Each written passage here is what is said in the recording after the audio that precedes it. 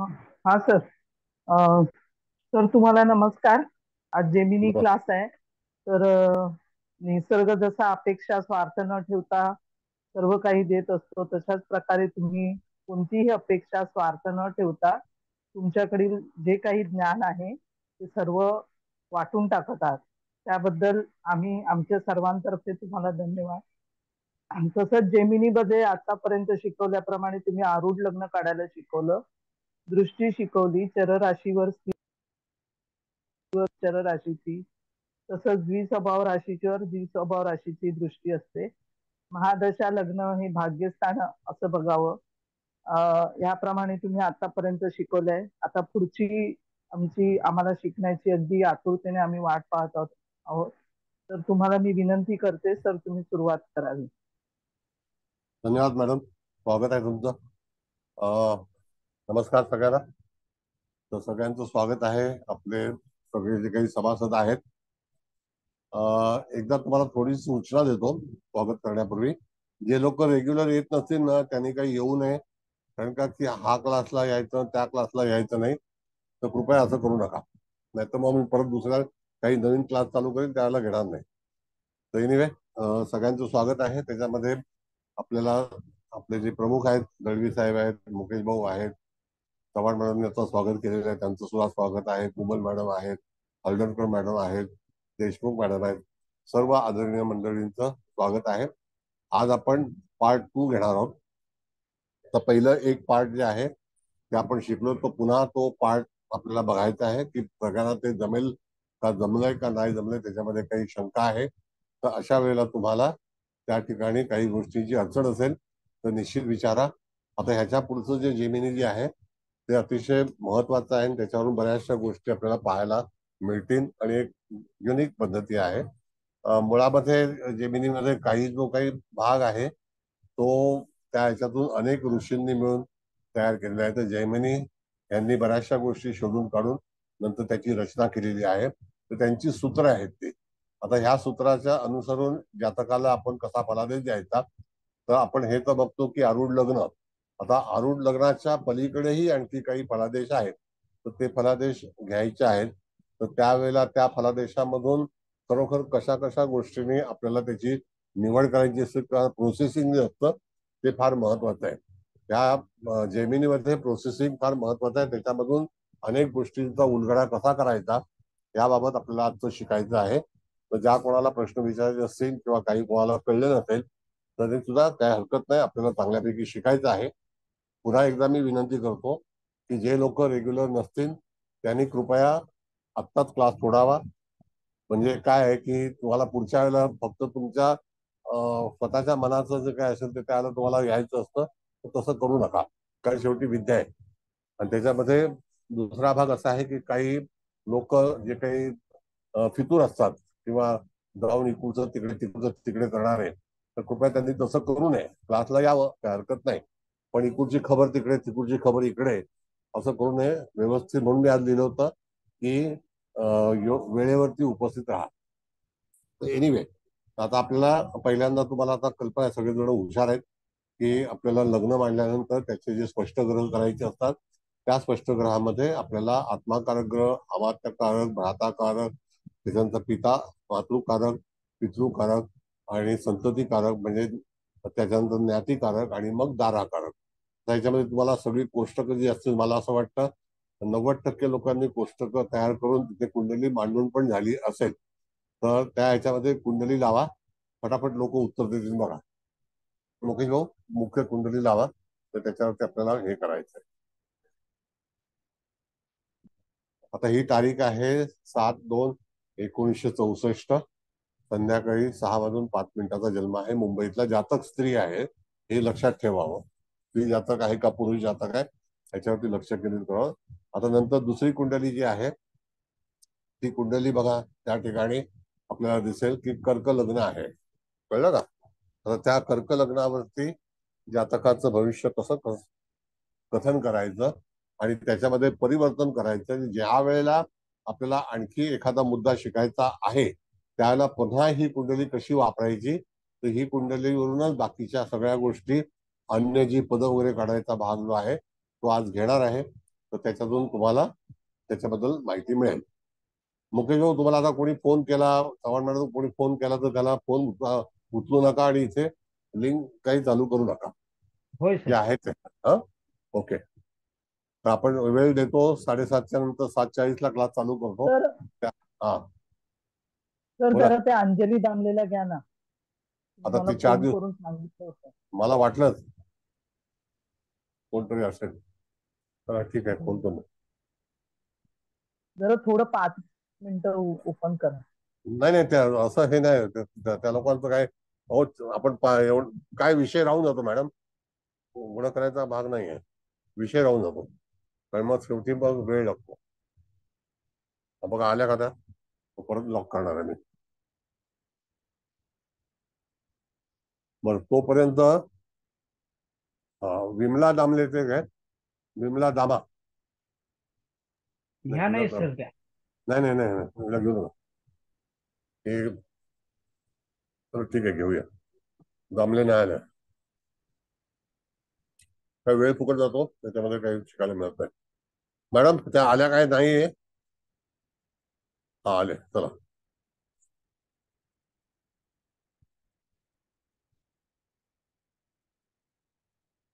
विमला दामा, तुम्ही जर वेळेवर आला नाही तर पुढच्याला घेणार नाही. सर नेट मुळे मध्ये होत नाही, आज माझ्याकडे नेटच नाही बरोबर. Sorry sir. तो आमचा प्रश्न कधी नाही. सर सर मी 7:15 वाजता बसते मी मोबाईल घेऊन. ठीक आहे, चला. Anyway, welcome. बरं, सगळ्यांचं सुस्वागतम. आणि आता ह्यामध्ये आपल्याला दुसऱ्या वेळेला सुद्धा ती कुंडली उपयोगात कशी आणायची त्याच्याबद्दल आपण चर्चा करू. त्याच्यानंतर आता स्पष्टग्रहाचं एक हे लावा मुकेश भाऊ. स्पष्टग्रह बघा, आता स्पष्टग्रह जे आहेत त्यामध्ये कर्क रास जी आहे, कर्क लग्न आहे. त्यानंतर सूर्य 24 अंशाचा आहे, चंद्र 15 अंशाचा आहे, मंगळ 26 अंशाचा आहे. तर मंगळ हा आत्माकारक ग्रह आहे, कारण का तो 26 अंशाचा आहे. त्यानंतर बुध हा 1 अंश 58 कलेचा आहे. त्याच्यानंतर गुरु जो आहे तो 22 अंशाचा आहे. पुढे जरा बघा, जरा शनी 2चा आहे ना,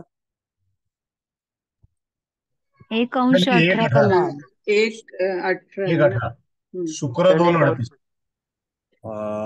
इथे दिसत नाही मुकेश भाऊ. शुक्र 2:38 आहे. बरं, शनी किती आहे? 1 अंश 18 कला आहे. हा, मग शनी या दाराकारक आहे. ओके, बुध जो आहे ज्ञातिकारक आहे. बर, आता इथपर्यंत तुम्हाला कळलेलं आहे का ज्ञातिकारक ग्रह कोणता आहे, दाराकारक ग्रह कोणता आहे, हे कळले तुम्हाला? हो कळले. ठीक आहे.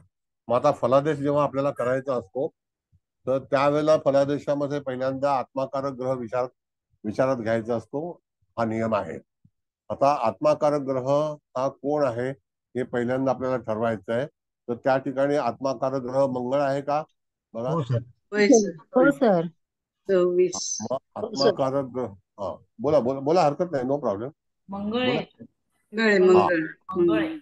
हा, मग आत्माकारक ग्रह जर मंगळ असेल तर त्या ठिकाणी तो कोणत्या राशीत आलेला आहे, तर पहिल्यांदा आपल्याला शोधायचं आहे की ह्या ठिकाणी आपल्याला लग्न सिद्ध करायचं असतं. तर लग्नेश कुठेशी आहे, म्हणजे लग्न कर्क आहे, लग्नेश जो आहे तो चंद्र आहे.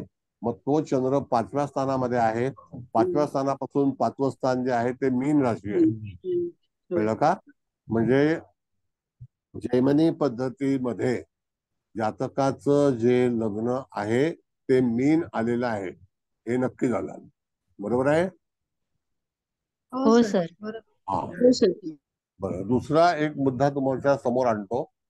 इथे तुम्हाला दिसेल की अस्तग्रह दाखवलेला आहे. तर तो अस्तग्रह कोणता दाखवला आहे, तर मंगळ अस्तग्रह दाखवलेला आहे.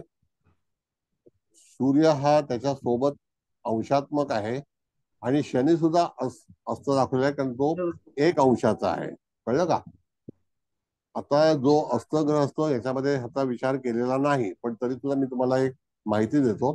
बुध हा त्याच राशीमध्ये सूर्यासोबत असून सुद्धा तो अस्त का नाही, कारण का की सूर्य 24 अंश आहे आणि जस्ट बुधाने त्याच्यामध्ये आगमन केलेलं आहे 1 अंशाला. म्हणजे साधारणतः 2 दिवस झाले असतील. म्हणजे त्या ठिकाणी आपण बघितलं तर सूर्य आणि बुध ह्याच्यामध्ये 23 अंशाची गॅप आहे, म्हणजे तफावत आहे, म्हणून त्या ठिकाणी तो अस्त धरत नाही. त्यानंतर शनी हा जो आहे तो एक राशांतर योगात जरी असला तरी सुद्धा तो सूर्यापासून किती अंशावरती आहे तर 5 अंशावरती आहे. म्हणजे तिथे जे आपल्याला नियम लागू पडतात त्या नियमामध्ये शनी हा अस्त आहे. पण याच्यामध्ये आपण जर बघितलं तर त्याच्यात अस्त वगैरे हा सगळ्या गोष्टी कुठेही विचार केलेला नाही. मग आता आपल्याला बघायचंय की मीन लग्न आपण मांडलं तर मीन लग्न मांडल्यानंतर त्याच्यामध्ये आत्माकारक ग्रह कोण आला? मंगळ आला, बरोबर आहे की नाही? होय. बरं. आता आत्माकारक ग्रह सर हा एक बोला. हा बोला. मीन लग्न का आलं? हा लग्नेश पंचमात आहे बघा मॅडम. सॉरी सॉरी सॉरी, हा बरोबर. लग्नेश पंचमात म्हणून त्याच्यापासून पंचवीस, बरोबर. येस कळलं येस. कळलं. हा तर मग अशा वेळेला मीन लग्न आणि लग्नामध्ये आपण मंगळ विराजमान आहे, कारण का की तो ऍडव्हान्स प्लॅनेट आहे. सर्व याच्यामध्ये जेव्हा गती ज्याची जास्ती असते, ज्याने किती अंश भोगलेले आहेत, मग ते कोणत्याही राशीतले असो, तर त्या ह्याच्यामध्ये सूर्यादी ग्रह जे आहेत तर त्याच्यातला तो ग्रह अग्रेसर आहे, म्हणून त्याला आपण आत्माकारक म्हणून समजलेलो आहोत.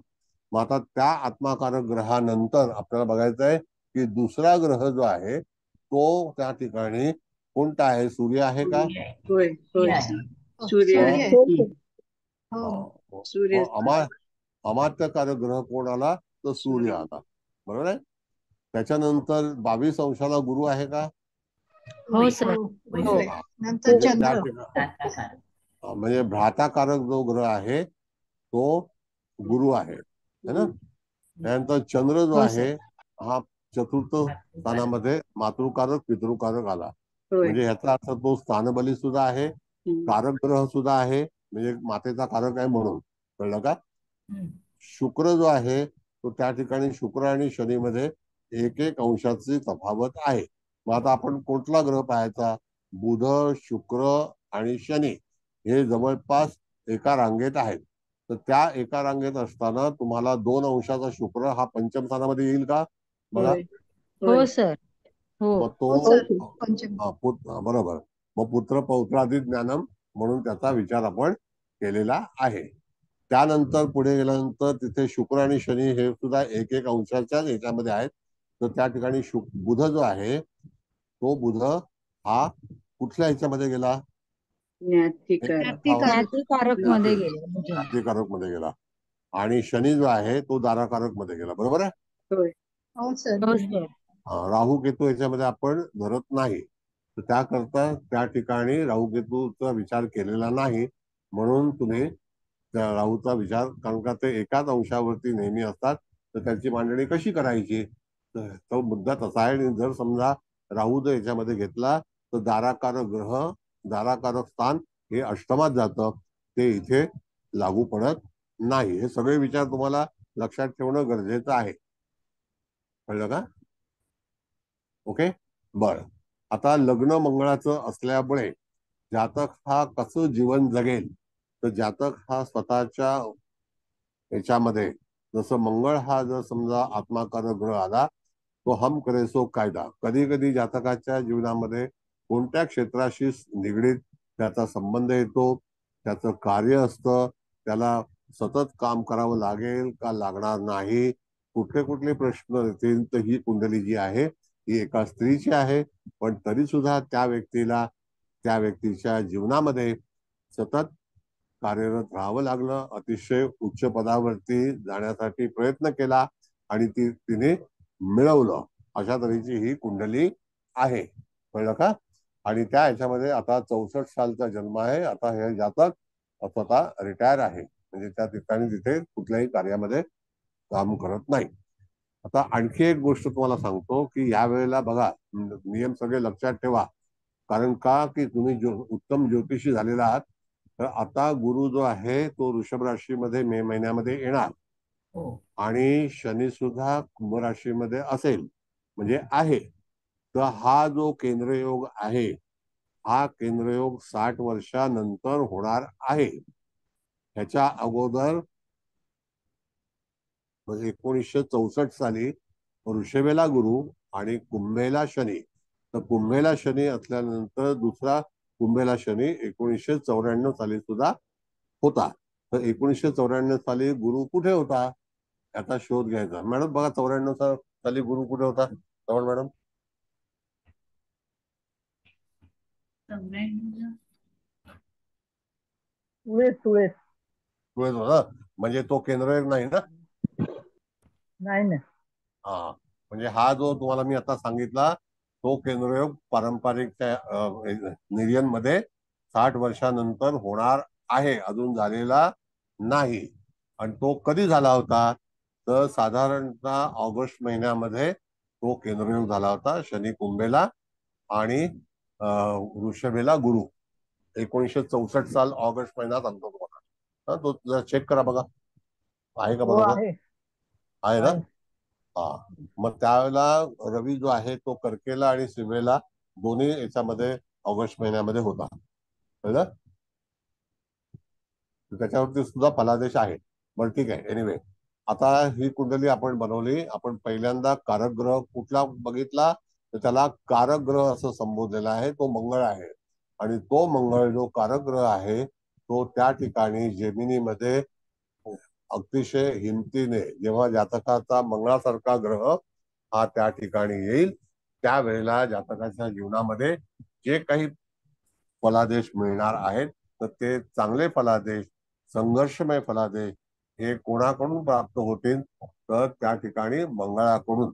म्हणजे जातकाला लग्नी गुरु आला तर फलादेश वेगळा, सूर्य आला तर फलादेश वेगळा, मंगळ आला तर फलादेश वेगळा, शनी आला तर फलादेश वेगळा. हे फलादेश तुम्हाला जेमिनीमध्ये असं केल्याशिवाय मिळणार नाही. म्हणजे काय की जातक नेमका कोणत्या वेळेला जन्माला येतो त्याच्यावर ऍडव्हान्स ग्रह कोण आहे त्याच्यावरती त्याचं लग्न निश्चित केलं जातं. आता दुसरा भाग असा आहे, कधी कधी समजा आपण असं मी तुम्हाला थोडस कल्पना देतो की शनी समजा 15-16 डिग्रीचा आहे आणि त्यावेळेला मंगळ किंवा सूर्य इत्यादी ग्रह 5-7 अंशाचे असू शकतात. त्यावेळेला शनी हा आत्माकारक ग्रह होऊ शकतो. म्हणजे त्या ठिकाणी जन्मवेळेला, जन्मसालाला, जन्म महिन्याला त्याची किंमत फार महत्वाची असते. दरवेळेला शनी तिथे आत्माकारक ग्रह असेलच का असं नाही. म्हणून त्याच्या पलीकडचे अलीकडचे ग्रह हे कदाचित त्याच्यापेक्षा दुय्यम असू शकतील. अशा पण कुंडल्या तुम्हाला पाहण्याची सवय ठेवली पाहिजे. आलं लक्षात?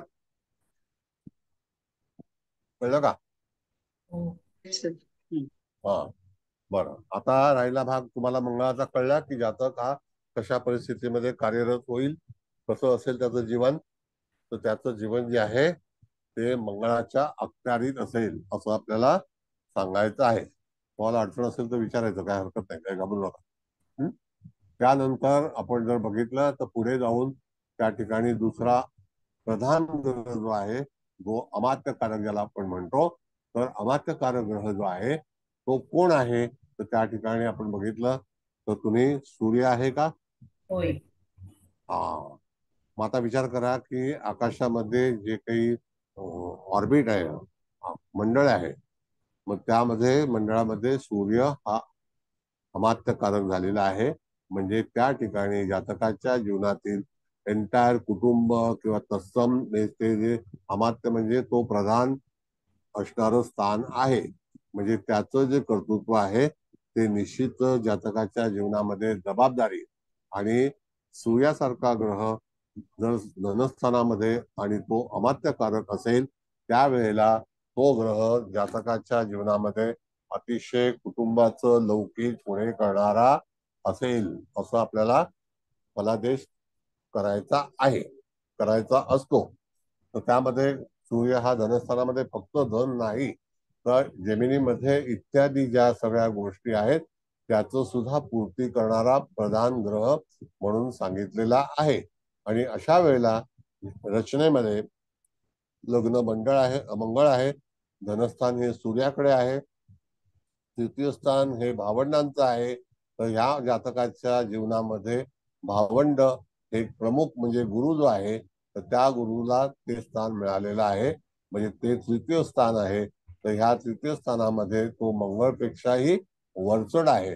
मग कधी कधी असा प्रसंग येतो तर त्या ठिकाणी जातकाच्या जीवनामध्ये जातकाला भावंडांना मोठं करण्याचं कार्य मंगळ हा भ्राताकारक असल्यामुळे यदा कदाचित त्याच्या भावंडांसाठी त्याला कार्य करावं लागेल, त्यांची प्रगती बघावी लागेल आणि भावंड निश्चितच प्रगती पथावरती जातील असा फलादेश जो आहे तो जेमिनी याच्यातून तुम्हाला वर्णन करता आला पाहिजे. Got it? माझा हे दिसतोय का, कॅमेरा दिसतोय? सर दिसतोय. दिसतोय. मग अशा वेळेला तुम्हाला भावंडाच्या बाबतीमध्ये तिसरा ग्रह जो आहे तो गुरु आहे. त्यामुळे तिथे कुठल्याही तऱ्हेचं हे करू नका. जातकाच्या जीवनामध्ये निश्चितच त्या ठिकाणी भावंड यांची जबाबदारी त्या जातकाला स्वतःला घ्यावी लागेल. कारण का की जातकाच्या लग्नी मंगळ आलेला आहे आणि मंगळ हा भ्राताकारक आहे. कधी कधी असं होतं की सगळी जी काही व्यवस्था असते तर ती मंगळाला करावी लागते, कारण तो त्या ठिकाणी लीडर म्हणून, आत्माकारक म्हणून ग्रह जेमिनी पद्धतीमध्ये कार्यरत आहे. कळलं? त्यानंतर भावंड कशी असतील तर आर्थिकदृष्ट्या सक्षम असतील, उच्च शिक्षित असतील. त्यानंतर जातकाच्या जीवनामध्ये खरोखरीच त्यांचा काही गोंधळ होईल का, तर ग्रह असेल त्याप्रमाणे त्याचा फलादेश असेल.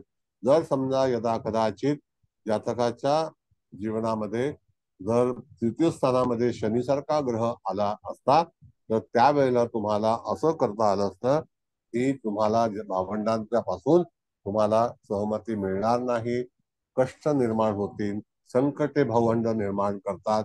तर अशा वेळेला तुम्हाला त्या ठिकाणी शनीचा फलादेश जर लग्नी मंगळ आला तर त्या ठिकाणी तुम्हाला तसा फलादेश द्यायची पद्धती आहे आणि तसा फलादेश द्यायचा असतो. ग्रह कुठलाही कधीही कोणताही येऊ शकेल तर त्याच्याबद्दल आपण काहीही करू शकत नाही.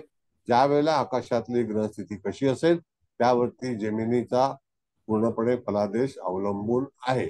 म्हणजे इथे ग्रह बदलला तर तो बदलण्याचा ग्रह हा लग्नी असणारा ग्रह आणि त्याच्या ठिकाणी तृतीय स्थानामध्ये असणारा ग्रह त्यांच्याशी संगनमत आहे का किंवा तो त्याला पोषक आहे का, त्या सगळ्या गोष्टींचं जे मार्गदर्शन आहे ते तुम्हाला जातकाला करता आलं पाहिजे. जातकाचं जीवन बऱ्याच वेळेला संघर्षमय असतं. कधी कधी बऱ्याच मोठ्या जबाबदाऱ्या जातकाच्या जीवनामध्ये येतात आणि त्याला ते निभवायला लागतात आणि त्याच्यातून नंतर तो मार्ग करतो आणि त्याचं जीवन जगत असतो. ते धावपळीचं जीवन असो किंवा आणखी कसाचं असलं तरी सुद्धा. आता त्यानंतर आपण बघितलं तर चतुर्थ स्थान हे सुखस्थान आहे आणि ते पितृ मातृ याच्यामध्ये चंद्र आलेला आहे का बघा. हो सर. हो हो सर. सर हो मग अशा वेळेला मग चंद्रासारखा ग्रह जर आला असेल, आता मग भाऊ कुंडली काढा. आता कुंडली माझ्या लक्षात आली. आता चंद्रासारखा जर ग्रह असेल तर त्या ठिकाणी तो कारक ग्रह आहे, कार्येश आहे आणि त्या ठिकाणी तो त्या स्थानाचा बळ देणारा ग्रह आहे. म्हणजेच काय की त्या ठिकाणी जातकाच्या जीवनामध्ये जे काही सुख आहे ते सुख त्या जातकाला निश्चितच चांगल्यापैकी प्राप्त होईल. आता ही जर आपण व्यवस्था बघितली तर त्या ठिकाणी प्रथम स्थान, द्वितीय स्थान, तृतीय स्थान आणि चतुर्थ स्थान या सगळ्यांमध्ये बघितलं आपण तर मंगळ, सूर्य, गुरु आणि चंद्र ही जी 4 ग्रहांची जी काही व्यवस्था आहे तर ती व्यवस्था पूर्णपणे त्याच्या नशिबावरती अवलंबून आहे. म्हणजेच काय की जातक पहिल्यांदा आत्माकारक, अमात्यकारक, भ्राताकारक आणि पितृ आणि माताकारक म्हणून हे 4ही ग्रह एकमेकाचे मित्र आणि चांगले एकमेकाला प्रगती करण्याकरता घेऊन जाणारे ग्रह आहेत. आता त्यानंतर जातकाच्या पंचम स्थानामध्ये आलेला ग्रह हा बुध आहे का बघा. शुक्र शुक्र शुक्र आहे सर, शुक्र. मग जर शुक्र ग्रह आहे तर ह्या ठिकाणी हा एक अत्यंत शुभ ग्रह आहे आणि त्या ठिकाणी जातकाच्या जीवनामध्ये जे काही त्याचा आनंद असेल किंवा जी काही समृद्धी आहे, सौख्य आहे, वैवाहिक जीवन आहे किंवा तत्सम जे उपभोग घेण्याचं काही जे कार्य आपण करतो किंवा आपल्या ह्याच्यामध्ये प्रगती असते, आपण जीवन कसं जगत आहोत याला पूर्णपणे कारण जे आहे जीवन जगण्याचा जो मार्ग आहे तो शुक्राच्या अनुषंगाने त्या ठिकाणी तो दैत्यांचा गुरु आहे. तर ते जे आलेलं आहे तर ते कुठलं स्थान आहे, तर ते स्थान कुठलं आहे बघा, पंचम स्थान आहे. होय. हो सर. म्हणजे आपण जर बघितलं, जर आपण बघितलं, प्रथम सूर्य आहे, मंगळ आहे, मग सूर्य आहे, मग गुरु आहे, चंद्र आहे आणि मग शुक्र आहे. म्हणजे हे बघितलं आपण. तर त्या ठिकाणी जातकाला जर समजा षष्ठ स्थानाच्या बाबतीमध्ये आपल्याला फलादेश द्यायचा असेल तर षष्ठ स्थान जे आहे ते कोणाचं आहे, बुधाचं आहे का? हो सर. हो सर. हो हो सर. बुधाचं आहे. आता मी तुम्हाला सांगतो बुधाचे नियम काय. जेव्हा ज्ञातिकारक ग्रह हा बुध ग्रह असेल तर तुम्ही बघा, आवर्जून बघा, ज्या दिवशी रास कन्या आणि मिथुन असेल त्यांच्या जीवनामध्ये भरपूर नातेवाईकांचा संबंध येतो आणि त्यांच्या याच्यामध्ये अनेक नातेवाईक त्यांच्या जीवनाशी संबंधित असतात. कारण बुध हा नातेवाईकांच्या याच्यामध्ये एकमेकांची जोडणी करतो. म्हणजेच काय की तो ज्ञातिकारक ग्रह असल्यामुळे त्या ठिकाणी जातकाला हा निश्चितच चांगल्यापैकी यश मिळणार आहे. आणि त्याचं जे काही नात्यांचा संबंध, आता नाती गोती सांभाळणं ही सुद्धा एक कला असते. म्हणजे कोणालाही दुखवायचं नाही. बुध हा तसा अतिशय हुशार ग्रह आहे, त्याच्यामुळे तो सर्वांशी संबंध ठेवून आपलं नातं जपण्याचा प्रयत्न करतो. म्हणून त्या ठिकाणी तुम्हाला इत्यादी ज्या गोष्टी आहेत, तो जरी ज्ञातिकारक जे स्थान असेल तरी सुद्धा इत्यादी गोष्टी आता आपण पुढे पाहणार आहोत. मग अशा वेळेला तुम्हाला त्या ठिकाणी आलेला बुधग्रह हा सुद्धा एकदम व्यवस्थित आणि अतिशय चांगल्यापैकी आहे. आता ह्याच्यामध्ये बदल जर आपण बघितला तर चतुर्थ स्थानात मंगळ आला असता तर, पंचम स्थानामध्ये मंगळ आला असता तर तर कुंडलीचा जो काही फलादेश आहे तो त्याच्यातून बदलला गेला असता. ह्या ग्रहांना दृष्टीचा संबंध येत नाही. याच्यामध्ये आत्माकारक, अमात्यकारक, भ्राताकारक, मातृकारक, पितृकारक आणि ज्ञातिकारक आणि संततिकारक आणि मग दाराकारक. आता दाराकारक जर आपण ग्रह बघितला तर तिथे आलेला आहे शनी. बरोबर आहे. होय सर. मग आता ह्या ठिकाणी हा शनी जो आहे तो पहिल्यांदा त्या ठिकाणी एक तर योगकारक आहे का, तर शनी कुठे चांगला असेल तर तो एक बघितला पाहिजे. पण तरी सुद्धा ह्या जातकाच्या जीवनामध्ये काय झालं असेल तर ते तुम्हाला मी सांगतो. कधी कधी ज्या वेळेला जातकाच्या जीवनामध्ये सप्तम स्थान म्हणजे त्या ठिकाणी दाराकारक जे स्थान येतं त्यावेळेला जर तिथे शनी असेल तर अनेक फटके, आणखी काही गंभीर प्रसंग, प्रश्न किंवा तडजोड करावी लागते किंवा तसं पाहिजे तसं त्या जातकाला तशा ह्याच्यामध्ये फलादेश मिळत नाही. म्हणून या ठिकाणी दाराकारक ग्रह हा कारक ग्रह शुक्र आहे आणि त्या ठिकाणी शनी आलेला आहे. मग आपण फलादेश करतेवेळी जातकाला कसा फलादेश देणार आपण सांगा. त्याच्यामध्ये तो पॉझिटिव्ह फलादेश आहे का, म्हणजे त्या ठिकाणी जातकाला निश्चित फलादेश देताना किंवा त्याला जे जीवनात मिळणार असेल तर ते त्याला कॉम्प्रोमाइज करावं लागेल. म्हणजे त्याला त्याच्याशी सहमत राहावं लागेल किंवा सहमतीनुसार, त्याच्या संमतीनुसार त्याच्या जीवनाची वाटचाल करणे हेच त्याचं जीवन आहे. आता सर, इथपर्यंत बोला. उशिरा होईल असं म्हणता येईल का सर, शनी हा असल्यामुळे काय म्हणता. विवाह उशिरा होईल? नाही, विवाह तो पण एक संदर्भ आपण घेऊ शकतो, नाही असं नाही. पण तरी सुद्धा त्या ठिकाणी आपण जर बघितलं तर तिथे तुम्हाला काही अडचणी ह्या निश्चित जातकाच्या जीवनात दाराकारक स्थान, दाराकारक ग्रह म्हणून उपस्थित होतील असं आपल्याला सांगता आलं पाहिजे. तुम्हाला कळलंय नाही कळलंय विचार.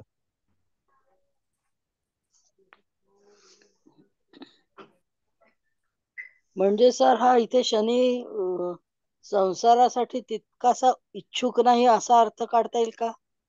इच्छुक आहे किंवा कधी कधी कसं असतं मॅडम, सांगतो तुम्हाला. प्रत्येक मनुष्य हा विवाहाला इच्छुक असतो, नाही असं नाही. काही सगळे संन्यासी जन्माला येत नाही, कळलं का.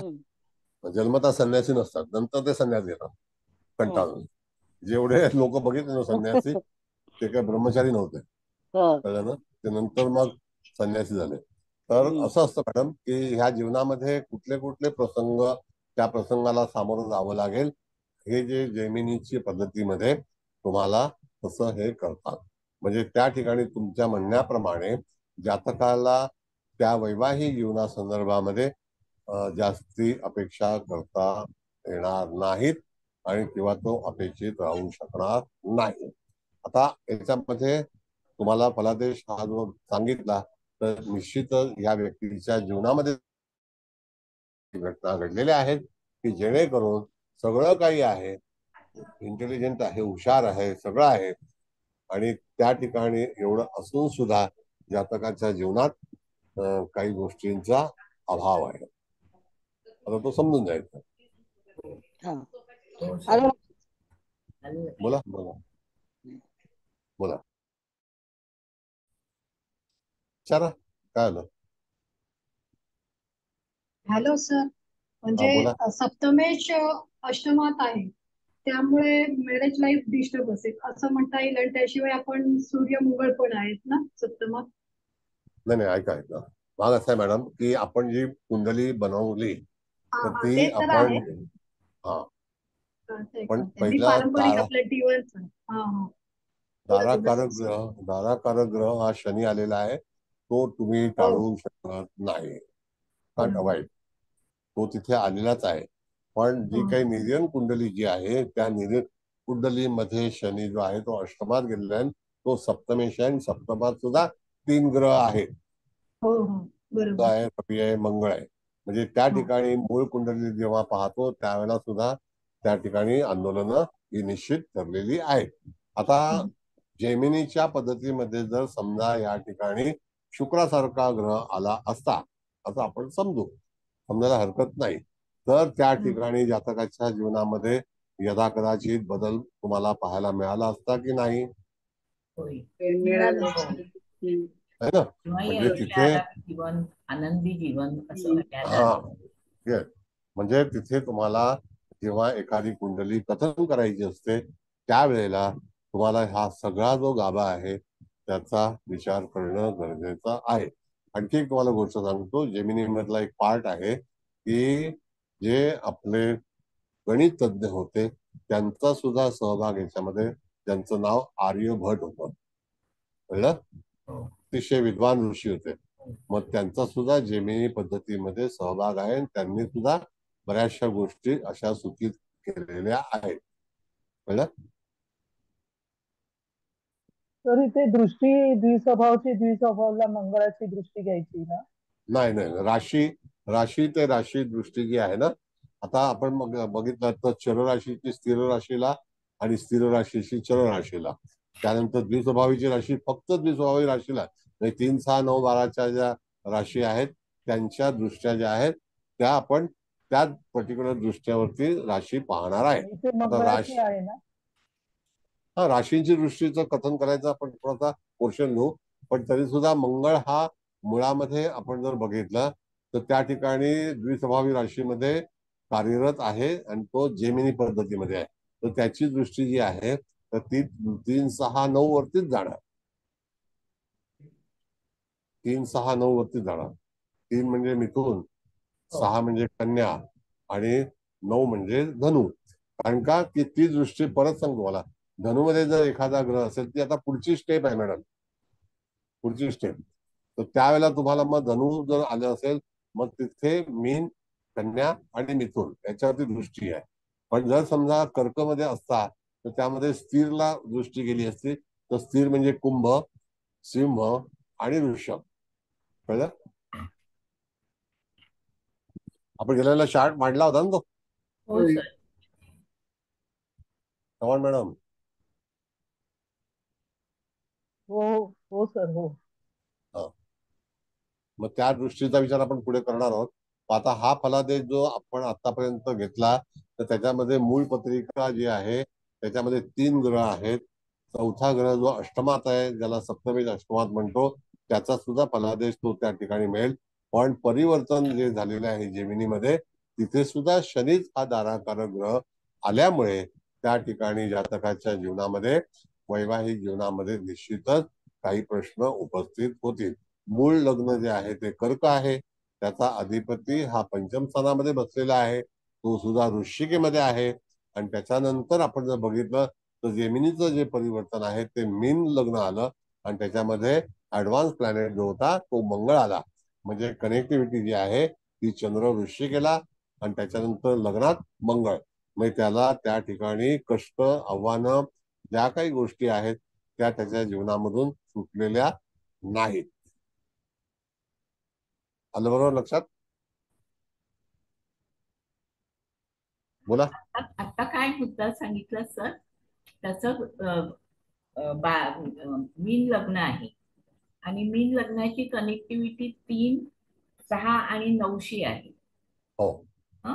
म्हणून मीन लग्नाचं मंगळ तिथे आल्यामुळे आत्माकारक चंद्राची कनेक्टिव्हिटी आली म्हणजे सुख सुख त्याला मिळतील.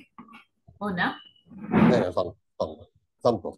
असं आहे मॅडम की आपण पहिला कर्क लग्न आहे, कर्क लग्नाचा अधिपती हा वृश्चिक राशीमध्ये पंचमात आहे. तो वृश्चिकेचा म्हणजे त्या ठिकाणी मंगळाच्या राशीतला आहे. त्यानंतर तिथे त्याच्यापासून जे जन्माला आलं लग्न ते आलं मीन आणि त्या मीन राशीमध्ये मंगळच आलेलं आहे. म्हणजे त्या ठिकाणी जिथे चंद्र होता त्या चंद्राचं परिवर्तन मंगळामध्ये झालेलं आहे. म्हणजे लग्नी मंगळ आला किंवा मूळ रास जी आहे ती वृश्चिकच आली. याच्यामध्ये चंद्र जिथे असेल ती रास पकडली जात नाही, मूळ कुंडलीचीच रास तिथे सांगितली जाते. आलं लक्षात? हो सर. बर, आता एक आणखी प्रयोग आहे तो तुम्हाला सूचित करतो. मुकेश भाऊ, तुमचा क्लास आहे का? आहे सर. ठीक आहे. हा, आता एक लक्षात घ्या, म्हणजे एक पार्ट 1 नंतर पार्ट 2 आपण करू. पण पहिल्यांदा पार्ट 1. आता जर एखादी व्यक्ती आपल्याकडे आलेली आहे आणि त्याचा प्रश्न आपल्याला सोडवायचा आहे, त्याचं ज्योतिष पाहायचं आहे, त्याला ज्योतिष मार्गदर्शन करायचं आहे, तर समजा त्याने प्रश्न आपल्याला विचारला की त्या ठिकाणी माझ्या जीवनामध्ये माझं जीवन जे आहे ते कशा पद्धतीमध्ये सुटेल किंवा असेल. तर आता हा जर प्रश्न आला भाग्यस्थाना संदर्भात, तर मीन राशी जी आपल्याला आत्माकारक ग्रह मिळालेला आहे किंवा परिवर्तन झालेलं आहे त्याच्यामध्ये भाग्यस्थान आलेलं आहे ते कोणत्या राशीचं आहे? तर तिथे वृश्चिक राशीचं आहे. बघा. हो सर. हो सर. वृश्चिक राशीचं आलंय सर. येस. आता त्याला परिवर्तनचा जो काही योग आहे म्हणजे त्या ठिकाणी फलादेश कसा द्यायचा, तर तिथे मंगळाच्या राशीतला त्याचा प्रश्न आहे. म्हणजे त्याने असा विचार केला की माझ्या भाग्याबद्दल काहीतरी थोडंसं सांगा. आणि तिथे आपण जेव्हा वृश्चिक राशीचा संबंध विचार करणार आहोत त्यावेळेला त्याचा अधिपती आत्माकारक मध्ये आहे का? आहे. हो सर आहे. मग आता तिथे आपल्याला मंगळाचा संबंध आला की नाही? म्हणजे मंगळाचा जर संबंध आला तर त्या ठिकाणी तुम्हाला जी काही तुमची कार्यपद्धती आहे ती कार्यपद्धती मंगळ ग्रह ह्याच्या अखत्यारीतील असेल, त्यानुसारच असेल. लक्षात?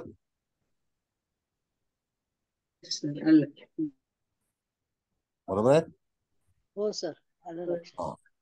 मग हा एक पार्ट आहे. आणखी दुसरे पार्ट आहेत त्याला उपबदल. हे फक्त हा बोला. म्हणजे सर तुम्हाला धडपड केल्याशिवाय, संघर्ष केल्याशिवाय तुमच्या भाग्याला म्हणजे भाग्य साध्य होणार नाही तुम्हाला जे काही अपेक्षित आहे, असंच म्हणायचं का आपण इथे सर? Yes yes. आता सांगतो म्हणजे हा प्रश्नावरती जर समजा त्या ठिकाणी धनुरास असते असं आपण समजायला हरकत काय. आणि धनुराशीचा अधिपती हा गुरु आहे आणि तो आत्माकारक झाला असता, होय, तर त्या ठिकाणी आत्माकारक ग्रह गुरु आहे, तो कमी कष्टामध्ये तुमचं भाग्य निर्माण करेल. करेक्ट. येस. मग त्या ठिकाणी तुम्हाला गुरुबद्दलचे विचार सांगायला हवेत. प्रत्येक वेळेला वेगवेगळ्या तऱ्हेचं हे करायचं असतं. म्हणून Gemini is not so easy. म्हणून त्या ठिकाणी आव्हानात्मक हे शास्त्र आहे. म्हणून तिथे कोणी पद्धतशीर शिकवत नाही, पळ्यावर तर कधी शिकवत नाही. कळलं? आता इथे मंगळ आल्या म्हणून संघर्ष आहेच, त्याशिवाय भाग्य निर्माण होऊ शकणार नाही. अगदी खरं आहे. त्याला तिथे सतत वाटचाल करावी लागेल, त्याला तिथे कार्य करावे लागेल. लागेल. म्हणून हो. अशा वेळेला सप्तम स्थानामध्ये आलेला दाराकारक ग्रह हा शनी आहे. तर त्या ठिकाणी कदाचित तो सप्तम स्थानावरती दुर्लक्ष करेल, कारण का की त्याला पहिलं भाग्य निर्माण करायचं आहे. म्हणून आता मंगळ लग्नी आलेला आहे. तर फलादेश कसा आहे, तर जातक हा जन्मतात प्रॉपर्टी आईकडे आणि पतीकडे ही चांगली पैकी निर्माण होऊन आलेला आहे. म्हणजे जातकाच्या जीवनामध्ये जे काही मालमत्ता आहे, मग ती स्थावर आहे, जंगम आहे, तर ती मालमत्ता अतिशय चांगली आहे आणि चांगल्यापैकी याच्यामध्ये राहतात ते. म्हणजे त्यांची अवस्था प्रॉपर्टी रिलेटेड प्रॉपर्टी, कारण का मंगळ आलाय. तुम्ही कधीही कुंडली पाहते वेळी ह्या मंगळाला दुर्लक्षित करू नका. तो त्या ठिकाणी तुमच्यासाठी प्रॉपर्टी बनवणार, तुमचा मार्ग तो दर्शवणार, तुम्हाला त्या ठिकाणी पाठवणार आणि तो तिथे वाटचाल करणार आणि तुम्हाला तो मिळवून पण देणार. अशा तऱ्हेची मंगळाची स्थिती या पत्रिकेमध्ये आहे. कळलं? आता हा एक भाग झाला तुम्हाला की याच्यामध्ये हीच कुंडली वापरून त्यानंतर तुम्हाला बघायचं आहे की बाबा दशम स्थान. तर दशम स्थान आपण जर बघितलं तर त्या ठिकाणी धनुरास आलेली आहे की नाही? मग दशम स्थान जर धनुरास आलेली आहे तर तो त्या ठिकाणी जर एखादं कार्य करण्यासाठी जर विचार करत असेल कर्माच्या बाबतीमध्ये, तर त्या ठिकाणी तुम्हाला जो कारक ग्रह आहे तर तो गुरु आहे. बरोबर आहे? आणि तो घाताकारक आहे आणि तो त्या त्रिकोणामध्ये बसलेला आहे. याचा अर्थ हा जर गुरु चतुर्थामध्ये असता तर त्याला निश्चितच चांगल्यापैकी अति चांगलं बळ मिळालं असतं, कारण त्या राशीवरती त्याला तिथे बळ प्राप्त झालं असतं. पण तरी सुद्धा तिथे गुरु हा ग्रह आहे, तर त्या ठिकाणी त्याचं जे काही कार्य आहे, ऑक्युपेशन आहे, म्हणजे ज्या ठिकाणी तो काम करतो, तर ते निश्चितच त्याला भाग्याने मिळालेलं आहे. कारण का की कर्म तेव्हा तुम्हाला षष्ठ स्थानामध्ये जायचं नाही. कळलं का?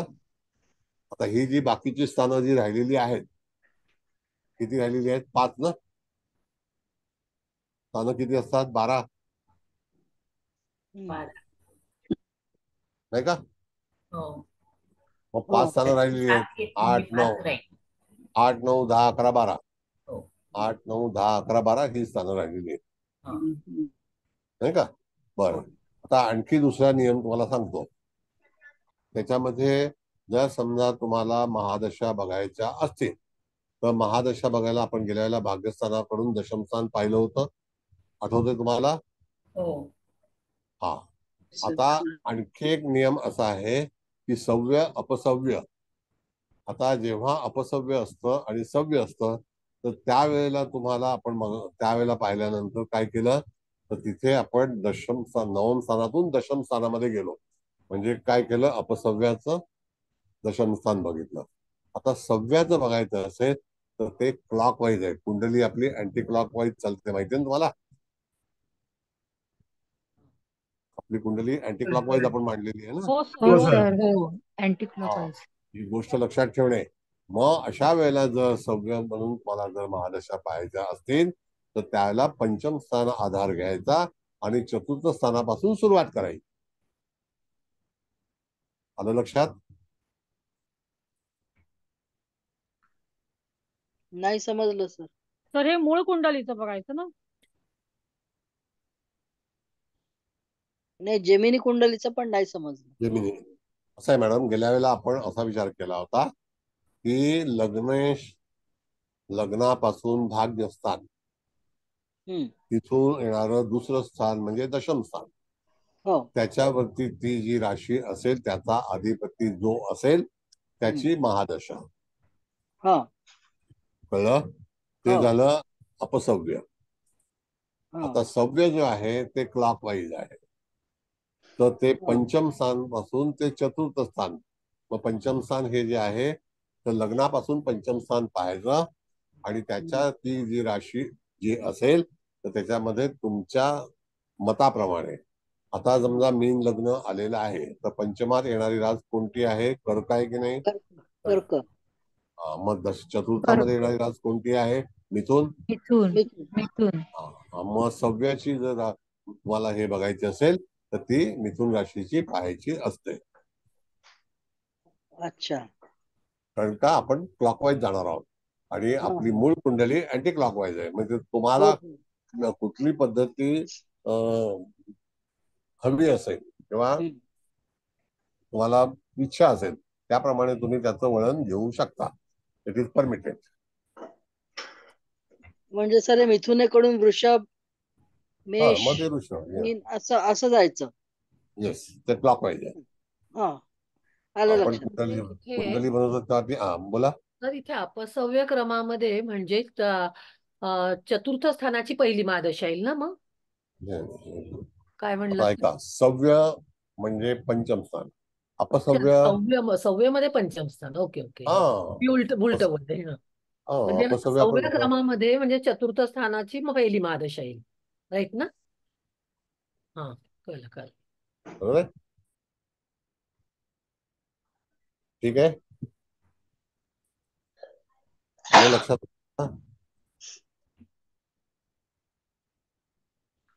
हो सर. कळलं का? आता हा झाला एक पार्ट 1. पार्ट 2 आता हायर लेवलचा पार्ट तुम्हाला शिकवतो.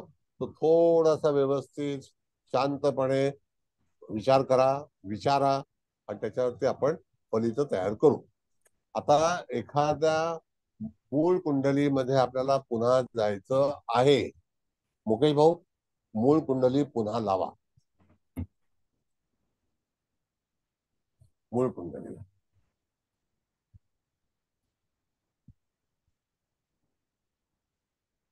आता बघा, ही मूळ कुंडली आपण लावली, बरोबर आहे.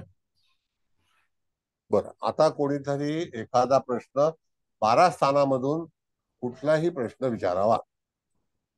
12 स्थानामध्ये परदेश गमन राहील सर. ठीक आहे, हरकत नाही. 12व्या स्थानामध्ये येणारी रास कोणती आहे? मिथुन. मिथुन. हो. बरोबर आहे, मिथुन आहे ना. हो. आता मिथुन रास बनवल्यानंतर तुम्हाला बघायचं आहे की बुध ग्रह सप्तमात आहे. म्हणजे त्यापासून तो अष्टम स्थानामध्ये आहे का? कोणापासून? हो सर. मिथुन राशीपासून अष्टम अष्टमात स्थानात येतोय. आहे. हा, मिथुनेपासून अष्टमात. बरोबर आहे. मग त्याचं उपपद कुठलं बनेल? तर मकर. आणि तिथून अष्टम स्थानामध्ये गेलो आपण तर त्या ठिकाणी बनेल सिंह. सिंह. हो. बघा, हो. 8वा आहे ना. हो. मग त्याचं उपपद कुठलं बनेल? सिंह. सिंह.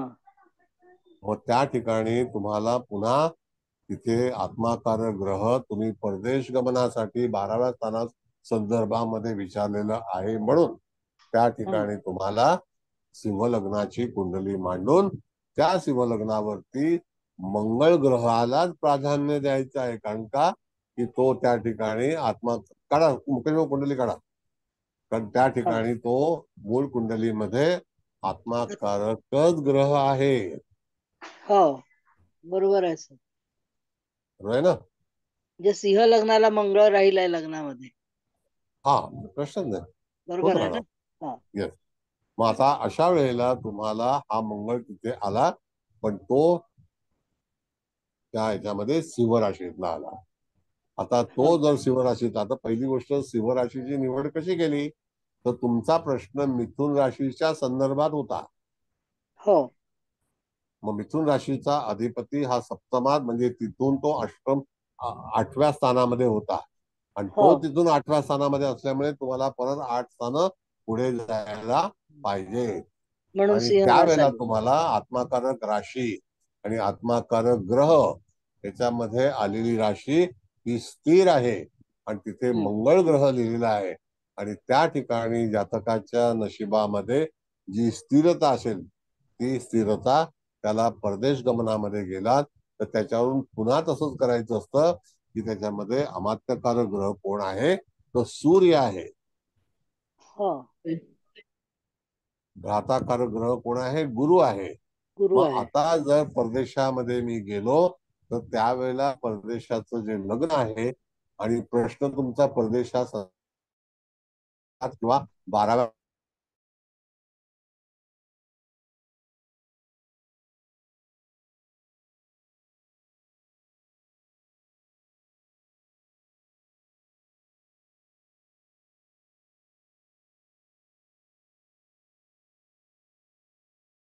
उपपद कुंडली ही सिंह राशीची आली तर आपण पण असं म्हणू शकतो का की ह्या स्त्रीचा जे मिस्टर असतील ते इगो फार असेल यांना असं. बघा आता पहिली गोष्ट म्हणजे मॅडम असं आहे की मॅडमनी प्रश्न विचारला तो 12व्या स्थानाचा आहे.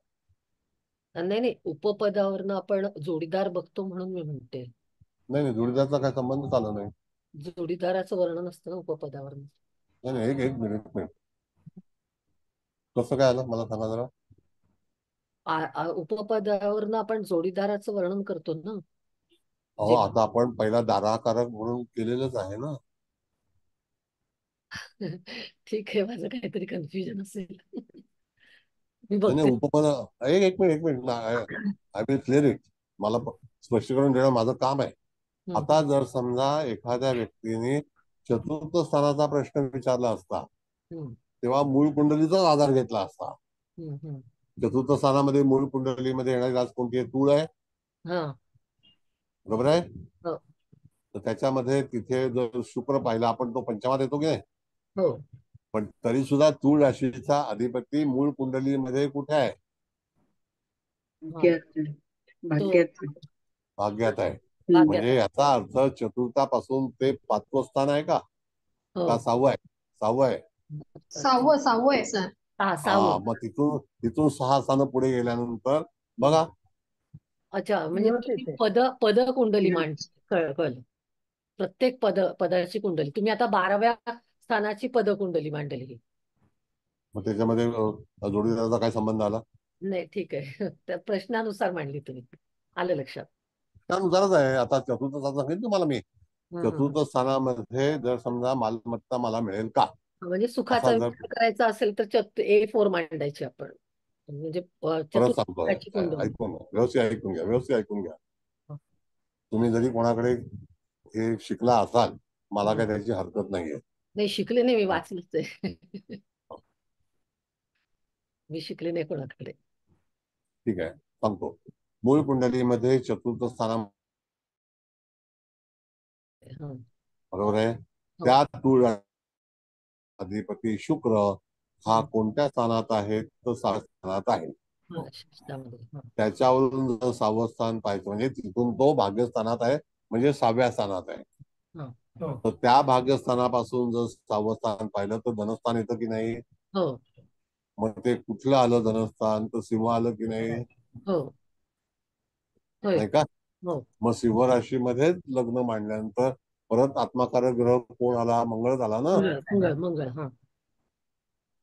मंगळ हा तुम्ही अवॉइड करूच शकणार नाही. मग आत्माकारकाला आपण नाहीच हे करू शकत. बरोबर आहे. नाही, तुम्ही कुठल्याही स्थानाचा विचार केला पण मी तुम्हाला पद कशी निवडायची. म्हणजे कोणत्याही पदाची कुंडली मांडली तरी मंगळ हा आत्माकारक लग्नीच येणार आहे.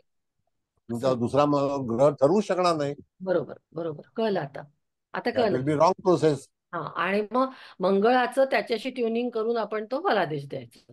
म्हणून तर तुम्हाला पहिल्यांदा काय शिकवलं होतं? आत्माकारक ग्रह निवड करा.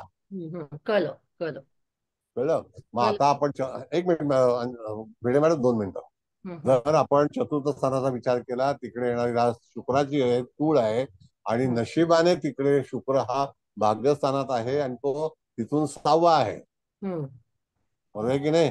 मग त्या याच्यातून तुम्हाला 6व्या राशीकडे जायचं आहे. मग ती 6वी रास कोणती? भाग्यस्थानाकडून सिंह काढली ना. सिंह आले. मग उपपदामध्ये राश कुठली आली? तर सिंह आलं. मग त्याच्यामध्येच आपल्याला कोण मांडायचं आहे? तर मंगळ मांडायचं आहे. कळलं सर. मॅडम बोला. नमस्कार. इथे आपण जसं जे लग्न मांडलं आणि त्याच्यात आत्माकारक मंगळ मांडला, तर बाकीचे जे ग्रह आहेत म्हणजे अमात्यकारक वगैरे ते तसेच जसे आहेत तसे मांडायचे. त्यांची पोझिशन कारण का की तिथे डिग्रीच्या अनुसरून आहेत ना.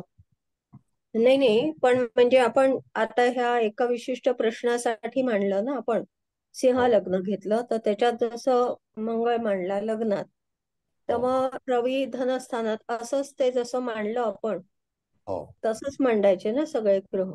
तसेच ग्रह मांडायचे. आता कसं आहे, तुम्ही मंगळाला अवॉइड करू शकत नाही. कळलं का? कारण का मंगळ हा जास्तीत जास्त डिग्रीवरती त्या कुंडलीमध्ये आहे.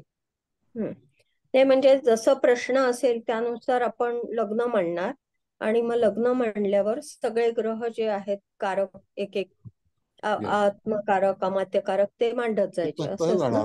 बरोबर. दुसरी गोष्ट, आता समजा आपण चतुर्थ स्थानाची कुंडली मांडली, बरोबर आहे, आणि तिचं सिंह आलं, बरोबर आहे की नाही, ते काय आपण हे केलेलं आहे का, बनवले का नाही, ते त्याच्यानुसार आलेलं आहे ना. त्याने जसा जन्म घेतला त्यानुसारच ते आलेलं आहे ना. आपण काय त्याच्यामध्ये फेरफार करू शकलो का बदल केलाय का, नाही, बरोबर आहे. आता आपण पंचम स्थानाकडे जाऊया. पंचम स्थानामध्ये मूळ कुंडलीमध्ये येणारी रास कोणती आहे, तर वृश्चिक, बरोबर आहे. त्या वृश्चिकेचा अधिपती मंगळ हा तिथून तिसरा आहे का, तिथून तिसरं गेल्यानंतर तुम्हाला भाग्यस्थान आहे, मग तिकडे येणारं वृश्चिक आलं की नाही, मग तो आत्माकारक ग्रह पर्टिक्युलर पंचम स्थानाच्या बाबतीतला एंटायर विचार, एंटायर थॉट्स, पंचम स्थान related with the children, child and children आहे की नाही. मग एखाद्या संततीबद्दलची विचारधारा घ्यायची असेल तर मंगळाला अवॉइड करू शकत नाही, कारण मंगळ या व्यक्तीचा जन्म जेव्हा झाला त्याला आत्माकारकच मंगळ होता. You can't refuse, you can't avoid. तुम्हाला तो हक्कच नाही आहे की तुम्ही त्याला बाजला सारू शकाल. तो जर गुरु असतो तर गुरुच, रवी असतो तर रवी, शनी असतो तर शनी. आणि म्हणून अशा वेळेला जे काही जी उपपद आहेत किंवा जैमिनी आहे, त्या जैमिनीमध्ये तुम्हाला तुमच्यामध्ये काहीही बदल करता येत नाही. फक्त तुम्हाला त्या ग्रहाच्या राशीची निवड करायची असते आणि ते पद ठरवायचं असतं की ते स्थिर आहे का चर आहे का द्विस्वभावी आहे. Got it? हो, धन्यवाद. आलं का लक्षात? व्यवस्थित लक्षात घ्या, मी कंटाळणार नाही. धन्यवाद. धन्यवाद. सर, आता भिडे मॅडमनी जे विचारलं की बा सिंह रास आपण लग्नामध्ये घेऊ, म्हणजे द्वितीय स्थानात कन्या राशी, तर अमात्यकारक रवी मग तो कन्या राशीचा पकडावा लागेल का? हो, मग प्रश्नच नाही. त्याला तुम्ही बदल करावाच लागेल ना. शेवटी मॅडम तुम्ही सिंह लग्न काढलं तर ते परदेश गमना संदर्भात तुम्ही प्रश्न विचारला म्हणून, पण तिथे रवी बदलला जाणार नाही. रास तुम्हाला बदली करावीच लागेल. राशींची बदल होईल, राशींचा बदल फेरफार होऊ शकेल, पण ग्रह कसे बदलणार? ग्रह बदलण्याचा हक्क आपल्याकडे नाहीच आहे. सांगा मला. बरोबर आहे सर, आलं लक्षात.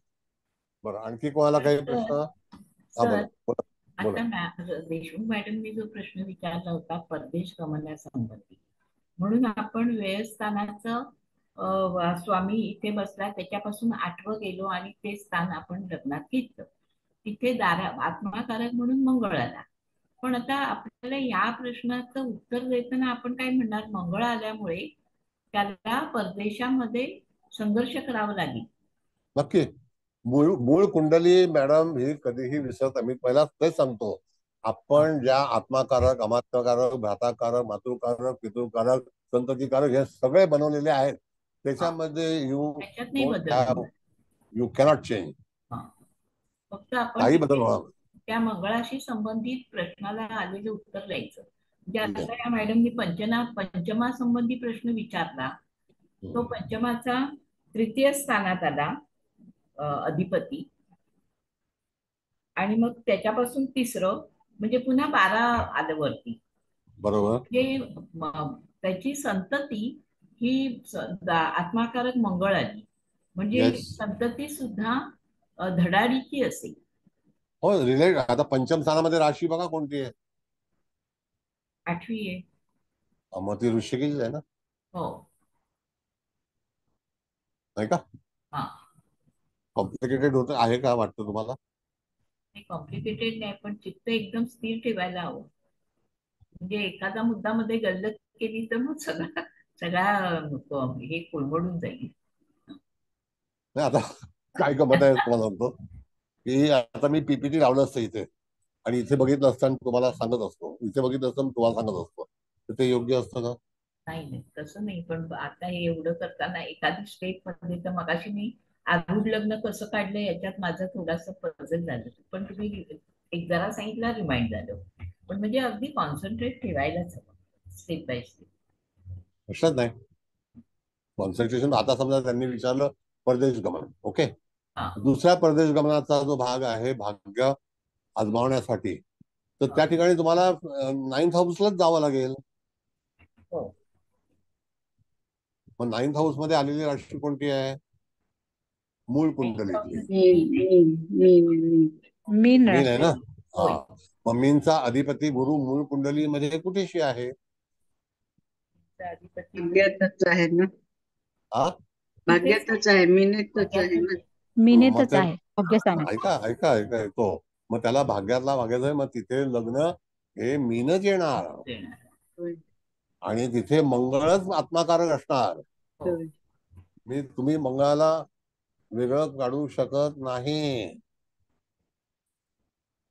मंगळाला वेगळं काढू शकत नाही, कारण का की जन्माला जातक जेव्हा आलं त्याला तो आत्माकारक मंगळच घेऊन आलेला आहे. कळलं का?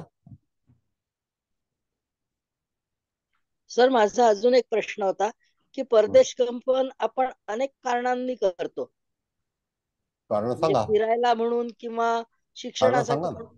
हा कारण सांगा ना. हा तर मग आता ह्या याच्यावरून परदेश गमन नेमकं कोणत्या कारणासाठी होईल हे काय सांगता येईल? एक मिनिट, याच्यामध्ये तुम्ही विचारलेला प्रश्न 12व्या स्थानाशी आपण निगडीत धरला. तो हो, व्यापारासाठी बुधाची रास कसली आहे? व्यापाराची आहे. व्यापाराची. गुरुची रास शिक्षणासाठी आहे, हा हायर स्टडीसाठी आहे. हा हा आता जर एका व्यक्तीने आपल्या मुलाला फॉरेनला पाठवलंय आणि तो हा न शिकताच परत आला, त्याला कारण काय? आत्माकारक ग्रह जर शनी आला तर हा बरोबर आहे. होऊ शकतो ना. हा आत्माकारक जर शुक्र आला तर परदेशात मौज करायला जाणारा माणूस आहे. हा आलं लक्षात सर. हे अशी उपपदं काढली जातात.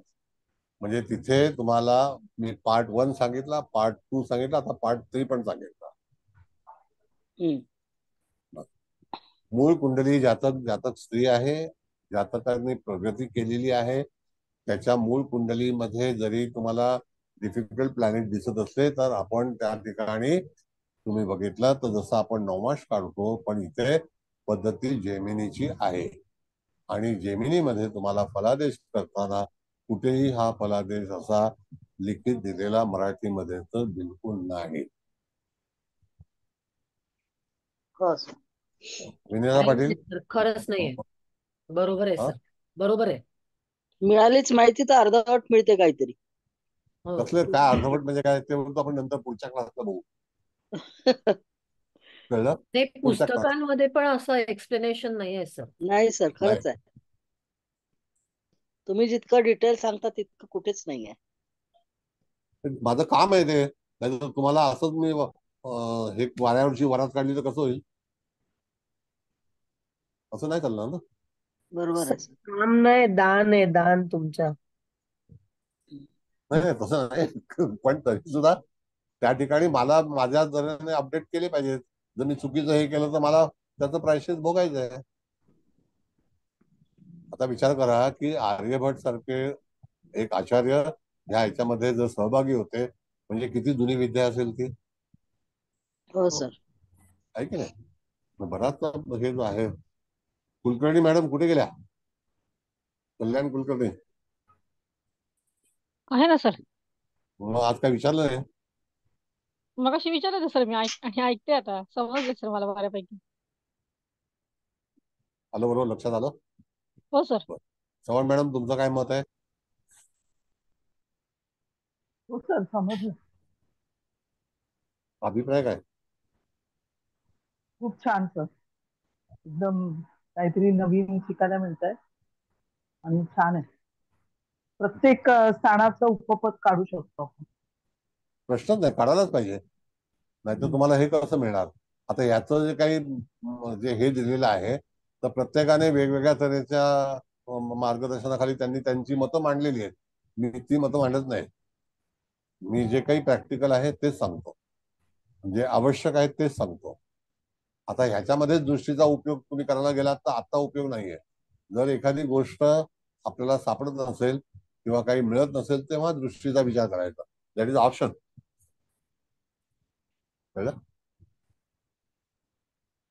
म्हणजे सर उपपद म्हणून कोणतीही राशी आली तरी मंगळ आपल्याला गृहीतच धरायचं आहे. त्याला तुम्ही सोडून बदल आपल्याला करू चालणारच नाही. होय, बदल करू शकणार नाही आपण त्याचा. मंगळाला तुम्ही होय, काहीच करू शकणार नाही. काहीच करू शकणार नाही सर. उपपद कोणत्याही राशीचं येऊ देत. येस. होय सर.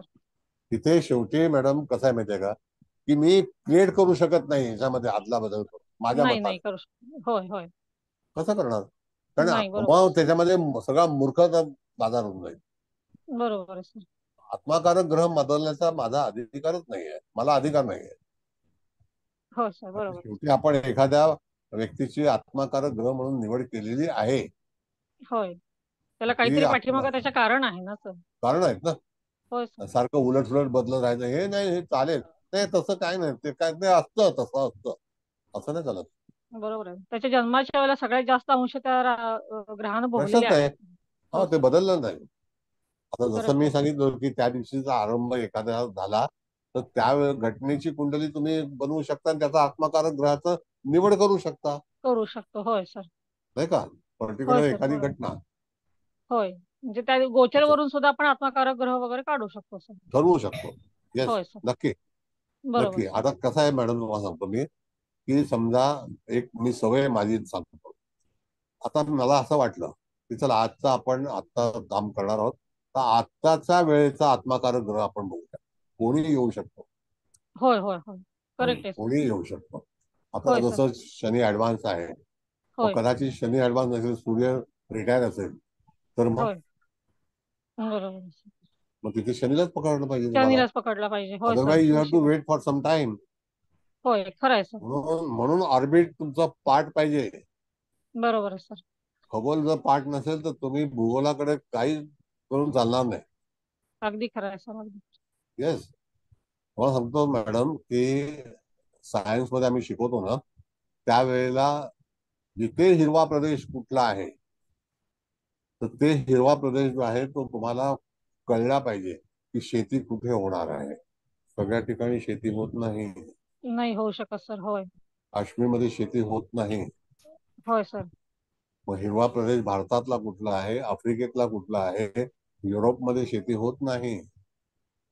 बरोबर. मग तिथे जी होणारी शेती असते ती वेगळी शेती असते.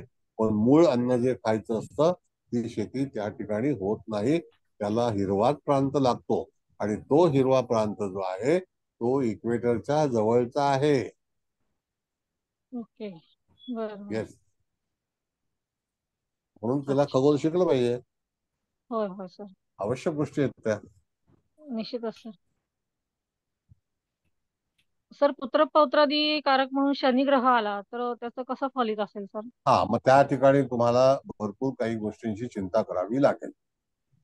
अच्छा. त्या ठिकाणी एखाद्या वेळेला समजा पुत्र पौत्रादी कारक ग्रह आला तर त्या ठिकाणी यदा कदाचित जातक हा आपल्या पासून दूरवर प्रदेशात जाण्याची शक्यता जर शनी आला तर दर्शवतो.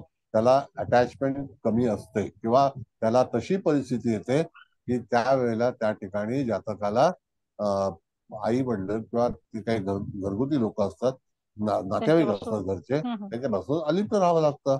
आणि शनी सारखा ग्रह हा एकांतामध्ये राहून आणखी ब्रिलियंट बनतो. अच्छा. Yes, it is.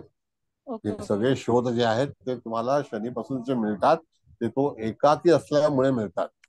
अच्छा, म्हणजे जातक आई वडिलांपासून लांब जाईल का जातकाची मुलं लांब जातील असं म्हणायचं सर तुम्हाला? दोन्ही होऊ शकतं. शेवटी काय गंमत आहे की ज्याच्याबद्दलची तुम्ही विचार करणार आहात त्या संदर्भात, आता समजा एका आईची किंवा एका वडिलांची, माझ्या समजा कुंडलीमध्ये पुत्र पौत्रादी कारक म्हणून शनी आलाय असं पण समजू, तर मग माझी मुलं माझ्यापासून लांब जातील, म्हणजे लांब जातील म्हणजे काही कारणानिमित्त. होय होय, असं समजायचं का? प्रश्नच नाही. आता जर समजा कधी कधी आता आम्ही असं पाहिलेलं की 15-15 वर्ष आई वडिलांना बघायला मुलं नाही आहेत. बरोबर. होय. परवा मी इकडचं एक हे पाहिलं, बदलापूरचं आश्रम आहे, अतिशय चांगलं.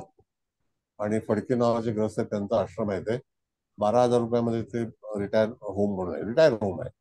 त्यांची मुलं 10-10 वर्ष झाली आलीच नाही बघायला त्यांना, बापरे.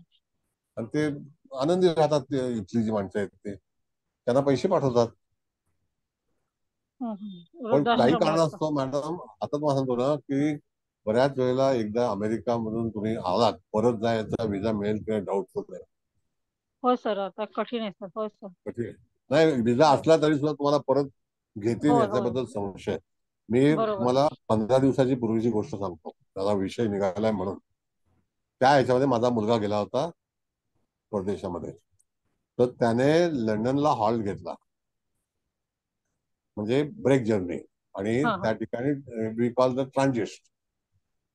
तर ट्रान्झिस्टचे तो 4 तास त्या विमानतळावर बसला. त्याला किती बिल झालं माहिती तुम्हाला? फक्त बसायचं 14,000 रुपये. बापरे. येस. म्हणून आता लंडनला तुम्ही जर फ्लाईट चेंज करणार असाल तर तुम्हाला 1 तासासाठी पण 14,000 रुपये भरायला लागतात. अरे बापरे. म्हणजे सगळी माहिती पाहिजे आपल्याला. होय होय सर, निश्चितच माहिती पाहिजे. नसेल आपण मग तिथून जातो उड्या मारून, आणि नंतर खिशात पैसे नसतात. होय सर, अवघड आहे. बऱ्याच गोष्टी अवघड झालेल्या आहेत. होय असं सर. आहे. सर एक विचार, हा बोला.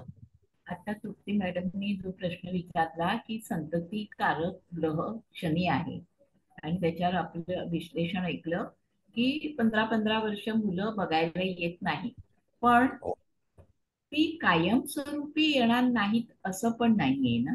नाही, असं नाही आहे. पण असं तरी नाही. सुद्धा एक तुमच्यापासून डिस्टन्स तयार होईल ना. हा, डिस्टन्स तयार आहे. म्हणजे शनी विलंब लावतो, त्याप्रमाणे तो आपल्या भेटीमध्ये विलंब लावेल. म्हणजे अगदी मातृकारक मध्ये सुद्धा तो आला तर तो निवासस्थान म्हणूनही आपण बघतो, तर स्वतःचं घर करणं किंवा काही करणं याच्यातही त्याला विलंब, म्हणजे तो चटकन करू नक्की. शकतो. मग आता शनीचा जो भाग आहे, चतुर्थातला शनी वाईटच आहे असं मी म्हणणार नाही मॅडम. त्याला यथा कदाचित सरकारपासून मिळणारा घराचा लाभ मिळू शकतो. कारण शनी हा सरकारी ग्रह, सरकारी घर मिळवून देणार आहे. असं आहे सर. हा बोला. हे कुठल्या स्थानात आहे ते सुद्धा महत्वाचं आहे ना, ते नंतर आपल्याला शिकायचं.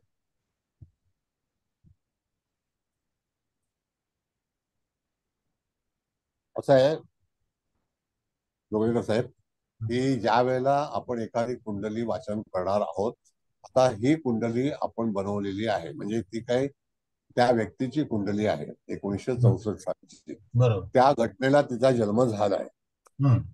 आता ह्यामध्ये जर समजा तिचं लग्न बदल झाला असता तरी सुद्धा मंगळ हा ऍडव्हान्सच आहे. हा, नाही ते बरोबर आहे, पण म्हणजे मंगळ मीनेमध्ये, मंगळ कर्केमध्ये असा फरक पडेल ना, म्हणजे त्याच्या एकंदर वागण्यामध्ये सुद्धा. म्हणजे ह्या लग्नात ठीक आहे. एक मिनिट सांगतोच मला. आता आपण उपपद जेव्हा काढणार आहोत, आता मगाशी उपपद सीमेचं आलं, त्याच्यानंतर दुसरं पद जे आलं ते मीनेचं आलं, त्यानंतर तिसरं कर्केचं आलं, तुम्हाला त्याचा रिस्पॉन्स दिला पाहिजे. बदल बरोबर, तो फरक पडेल. प्रश्नच नाही, तसंच आहे. तोच फरक पडेल. तुम्हाला झोडियाकचं जे कॅरेक्टर्स आहे ते विसरता कामा नये. म्हणजे सर असं असेल, ग्रहांची सिक्वेन्स काय बदलणार नाही, जी आपण काढली आत्माकारक, भ्राताकारक, अमात्यकारक, ती आहे तशीच राहणार.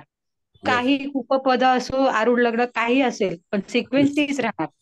बरोबर ना सर? उपपद, हा बस, उपपद काढलं काही झालं तरी आपली सिक्वेन्स ग्रहांची जी आपण काढलेली ती फिक्स. त्याच्यामध्ये बदल करण्याचा हक्कच ज्योतिषाला नाही आहे. ओके.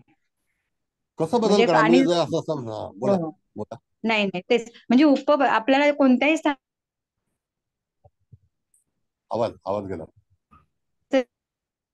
आवाज गेला. कोणत्या स्थानाविषयी प्रश्न असतील, नेटवर्क आहे का? येतोय का आवाज? बोला. नाही म्हणजे कोणत्याही स्थानाविषयी प्रश्न असेल तर ते आपण त्याचं उपपद काढणार, आणि आपली सिक्वेन्स आहे तीच, मंगळ अमात्यकारकच राहणार. आणि मग त्यानुसार आपण प्रश्नाचं उत्तर करायचं. बरोबर. बरोबर ना आता कसं सर? आहे, हो हो हो बरोबर आहे तुमचं म्हणणं. मॅडम असं आहे की पहिल्यांदा ही व्यक्ती जन्माला आली, त्याची डेट ऑफ बर्थ नक्की आली, हो डेट सर, ऑफ बरोबर आहे. बर्थ टाइम आलं, बर्थ प्लेस हो आलं, बरोबर आहे. आता हो ह्या हो 3 गोष्टी आपण निश्चित केल्या.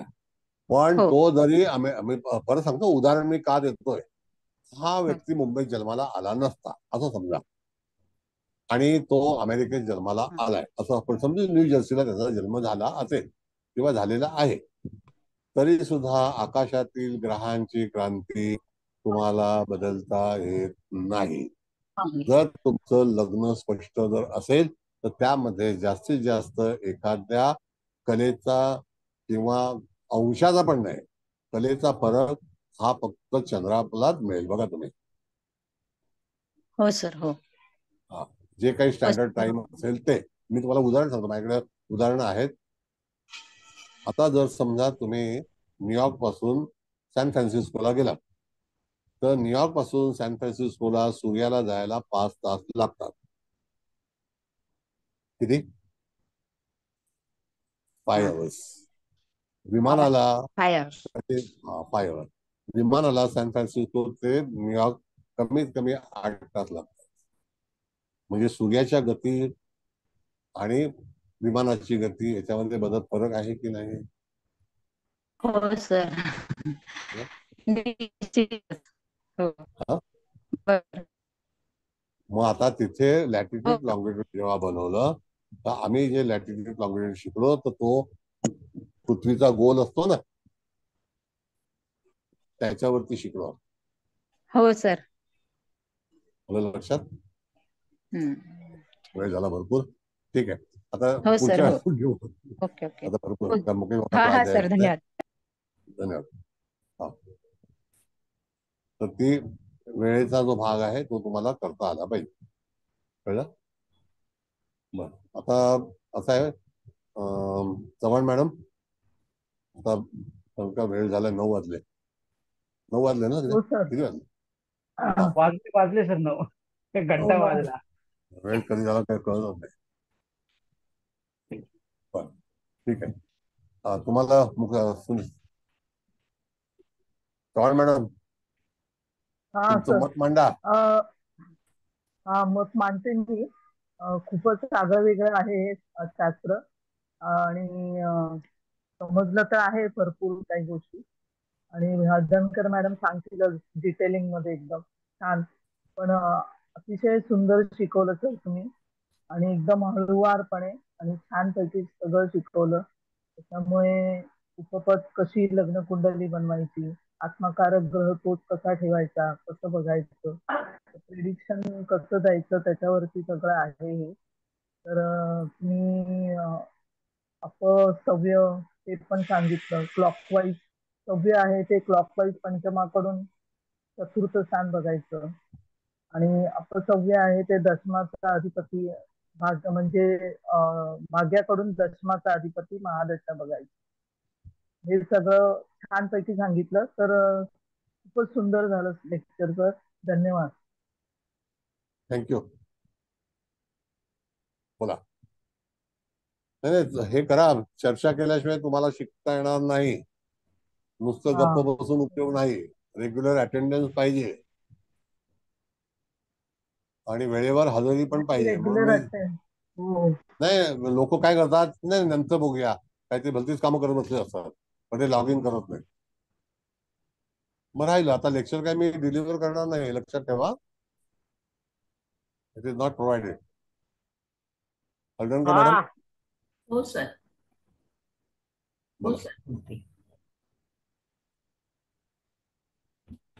जैमिनी पद्धतीवरचं हे 3रं लेक्चर होतं आजचं सर. बोलू ना? हो बोला. आजचं हे 3रं लेक्चर होतं.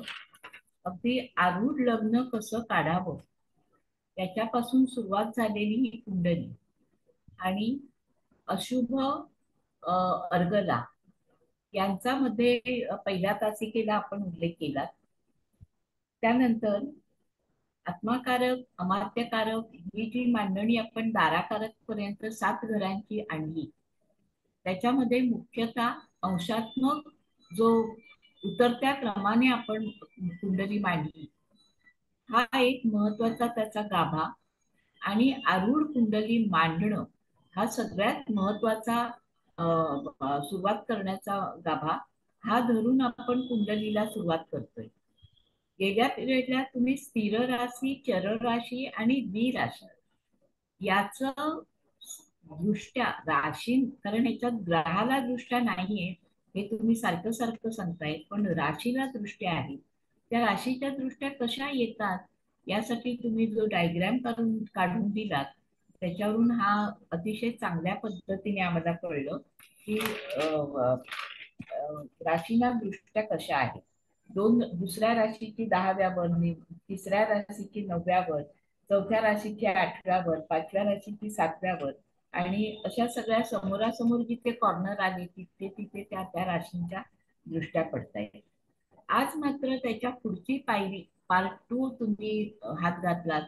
थोडस सुरुवातीला पझल वाटत होतं, पण अगदी म्हणजे तुम्ही म्हणालात लेक्चर नाही मिस करायचं, मी तर असं म्हणेल 1 मिनिट चित्तही बाजूला करायचं नाही तरच आपल्याला ही कुंडली समजेल. तर आज आपण पहिल्यांदा आत्माकारक वगैरे मांडून घेतल्यानंतर एखादा प्रश्न या जैमिनी पद्धतीप्रमाणे सोडवायचा असेल तर ते स्थान परदेश गमन आहे, मुलांसंबंधी आहे, सुखासंबंधी आहे, पत्नी संबंधी आहे, कोणतंही असेल तर त्या स्थानापासून त्याचा मालक स्वामी कुठे गेलाय त्यानुसार आपल्याला कुंडली, आरूढ कुंडली मांडून मग त्याचा आपल्याला फलादेश घ्यावा लागेल.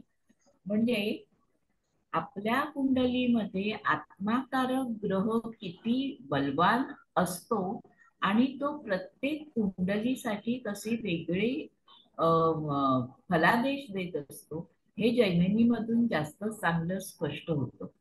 मूळ कुंडलीत दिसतच असतं, पण जैमिनीमध्ये त्याच्यावर शिक्कामोर्तब होतं.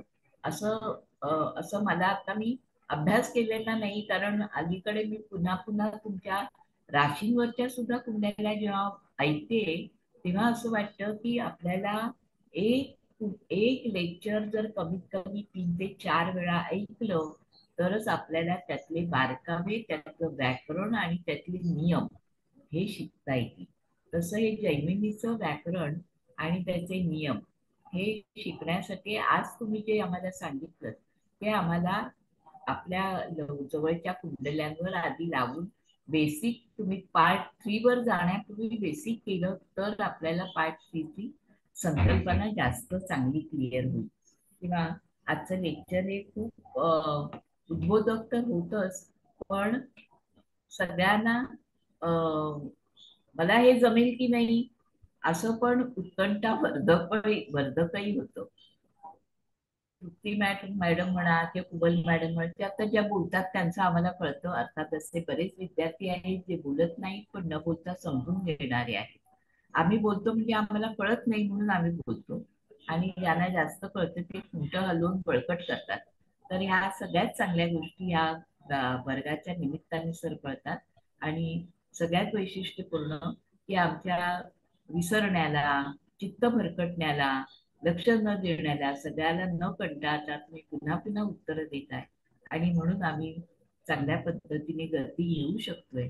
तेव्हा जैमिनी पद्धतीचं आणि तुमच्या कथन पद्धतीचं, मार्गदर्शन पद्धतीचं दोघांचंही जेवढं ॲप्रिसिएशन करावं तेवढं कमीच आहे. तेव्हा सर धन्यवाद, आणि सगळ्या वर्गातर्फे आभार.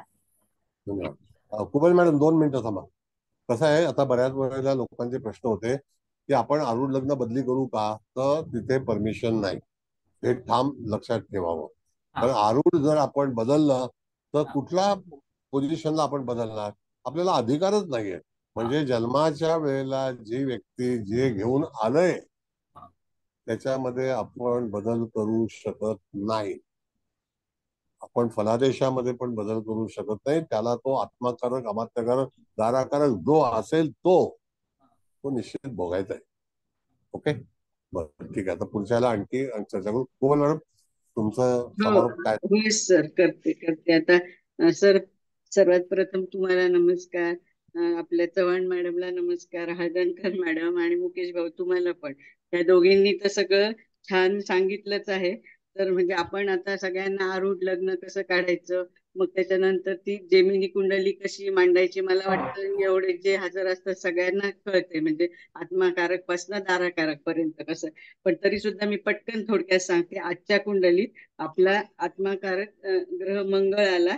तर म्हणजे तुम्ही असं आपण लिहिलंय ना, जेमिनी कुंडलीत लग्नात मंगळ आला, आणि मग त्याच्यामुळे हा जातक हिंमतवान असेल, धडाडीचा असेल, आणि त्याला थोडे ऑब्स्टॅकल्स पण येऊ शकतात मंगळ आहे म्हणून. आणि मग दुसऱ्यांदा अमात्यकारक सूर्य आला, तर तो कुटुंबाचा लौकिक करेल, कारण सूर्य म्हणजे चांगला ग्रह आला. तिसऱ्या स्थानात भ्राताकारक म्हणून गुरु आला, तर त्याला भावंडांची जबाबदारी पण घ्यावी लागेल म्हणजे या जातकाला, असं पण सांगितलं. आणि ते त्याचे भावंड उच्च शिक्षित असेल, आर्थिक दृष्ट्या पण सक्षम असतील असं सांगितलं. मातृ आणि पिताकारक चंद्र आला, तर त्या चंद्र हा चांगलाच ग्रह आला, आणि शिवाय त्याच ह्याच्यात आला म्हणून त्याला सुख पण प्राप्त होईल. पुत्रकारक पण शुक्र आला, तो पण पॉझिटिव्ह आहे. ज्ञातिकारक ग्रह बुध आहे, म्हणजे त्याचा म्हणजे त्याला नातलगांशी म्हणजे तो जास्त संबंध ठेवून राहील बुवा, असं तुम्ही सांगितलं. आणि दाराकारक शनी, पण तिथे मात्र त्याला थोडासा म्हणजे शनीचा काय म्हणायचं अभिप्राय नाही काय, शनीच्या संदर्भात निगेटिव्ह म्हणजे थोडा त्या स्थानाच्या संबंधित असं मिळेल. आणि आज सगळ्यात महत्वाचं तुम्ही ते अगदी आता हे म्हणजे नवीन आतापर्यंत तर हे झालं होतं, तर म्हणजे ती राशींची दृष्टी बघायची हे तर सांगितलं. आणि सव्य आणि अपसव्य, म्हणजे सव्य हे क्लॉकवाईज जातील आणि अपसव्य हे अँटी क्लॉकवाईज जातील. आणि मग आपण आज उपपद कसे काढायचे ते महत्वाचं बघितलं. म्हणजे कुठल्याही स्थानाचं आपण उपपद जरी काढलं, आता आपण देशमुख मॅडमचं सगळ्यात पहिलं उदाहरण घेतलं, तर त्यांनी म्हणजे परदेश गमनाचं विचारलं म्हणून आपण 12व्या स्थानाचं उपपद काढलं, तर तिथे ती राशी मिथुन आली. मग तो मिथुनेचा बुध ग्रह कुठे बसला आपण बघितलं, आणि तिकडनं तेवढे ग्रह फिरवले, मग आपल्याला म्हणजे ती उपपदाची तेव्हा राशी मिळाला. सिंह आली. पण आपण हे सगळे उपपद काढू शकतो म्हणजे जसा जातकाचा प्रश्न असेल, पण आपण मांडणार असं आत्माकारक पासूनच, म्हणजे मंगळ मग दुसऱ्या स्थानात, फक्त त्या राशी मे बी चेंज होतील, त्यामुळं फरक पडेल. आता समजा कर्केत मंगळ आला, तर मग ते थोडा त्याच्यात फरक पडणारच ना, आणि किंवा मकरेतला मंगळ आला तर त्याच्यात पण फरक पडेल. म्हणजे असं एकंदरीत तुम्ही खूप छान सांगितलं. आणि तुम्ही मध्येच बोलता बोलता त्या आर्यभट्टांचा पण उल्लेख केला, म्हणजे त्यांचा पण या ज्योतिष शास्त्रात खूप सहभाग आहे. आणि हो एकंदरीत सर अतिशय अतिशय म्हणजे मग मला तर हा क्लास नाही, मुकेश भाऊंना अशी विनंती करावी वाटते, प्लीज प्लीज तुमचा क्लास तुम्ही म्हणजे नंतर शिफ्ट केला तर आम्हाला जास्त वेळ मिळेल. म्हणजे असं हा जेमिनीचा क्लास म्हणजे आम्ही इतक्या दिवसाची वाट बघत होतो, पण ते असं आम्हाला अजून खूप वेळ तो व्हावा असं वाटतं. पण ठीक आहे, आता आपल्याला सगळ्यांना वेळेचं बंधन आहेच आहे. पण सर अतिशय सुंदर, त्याच्यासाठी खूप खूप म्हणजे धन्यवाद शब्द कमी आहे, पण ह्याच्यापेक्षा माझ्याकडे शब्दच नाहीये. कोटी कोटी धन्यवाद. Hats off to you and your soul मी सारखी म्हणते. आणि खरंच सर आमच्यासाठी तुम्ही म्हणजे आता काय आहात, आता ते काय बोलताच येत नाही, पण नाही नाही एंजल असं काही नाही. म्हणायचं, गार्डियन एक एंजल, काय काय काय काय. नाही मी नाही नाही, सामान्य माणूस आमचं आहे. सामान्य नाही, सामान्य माणसं ते तर तुमचा मोठेपणा झाला ना. पण हे एवढं मस्त शास्त्र, आणि मला असं वाटतं मला जे कळलंय इतरांना सुद्धा ते तेवढंच म्हणजे कळायला असेल, कारण तुम्ही ते इतक्या छान पद्धतीने सांगतात की म्हणजे ते एकदम कॉम्प्युटर सारखं डोक्यात असं फिट होतं. परत काही करण्याची आवश्यकता नाही, एवढं आहे. म्हणजे प्रॅक्टिकल अप्रोच साठी आपल्याला कुंडल्या तुम्ही जे जे शिकवता ना तेवढे नियम आम्ही कुंडलांमधनं लावायला हवेत, म्हणजे मग ते अजून पक्क होईल. सर खूप खूप धन्यवाद. Thank you thank you thank you. Thank you thank you. काय आहे मॅडम की आता ह्या सगळ्या गोष्टी ज्या आहेत ना, ह्या आपल्या मराठी माध्यमातून लोक शिकवत नाही. नाही नाही. जे शिकवतात ते मोजकं शिकवतात, होय आणि होय. त्यांच्या काही नोट्स आहेत त्या सुद्धा हम्म, हिंदीच्या ह्याच्यातून काढलेल्या आहेत, आणि हम्म. त्या सुद्धा परिपूर्ण नाहीत. नाही नाही कळलं का? नाही. हो ना हो परिपूर्ण ना. नाहीत नाही, आणि त्या. ते कन्फ्युजनच वाढतं. ते समजा बाय चान्स आपण वाचलं तरी नाही, तुम्ही जे सांगताना ते आम्हाला डायरेक्ट कुंडलीलाच लावता येतं, म्हणजे अगदी नियम स्वरूपात असं. कारण का की म्हणून लोक धाडस करत नाही. हम्म, इव्हन तुम्ही युट्यूबला जरी पाहिलं ना, तर हम्म, युट्यूबला हम्म, 7-7 वर्षापूर्वीची लेक्चर्स आहेत, हम्म, पण ती फक्त 15 मिनिटं 20 मिनिटं, त्यात काय हम्म. शिकणार मनुष्य? होय ना होय ना. मग एकाही व्यक्तीने पूर्णपणे त्याचं व्याख्यान दिलं नाही. नाही. त्याने एक सॉफ्टवेअर बनवलं, ते सुद्धा चुकीचं आहे. त्याच्यामध्ये सुद्धा बऱ्याचसा गोंधळ आहे हम्म, आणि ते मान्य केले त्यांनी, हम्म. कारण तो अपडेट त्याच्यावरती मिळत नाही. नाही, बरोबर. तर हरकत नाही, ओके, येत राहा, थँक्यू. शिकत राहा, शिकत राहा. तो सर आहे छान शिकत सर राहा. एकदम. तो आहे आम्ही तर हयात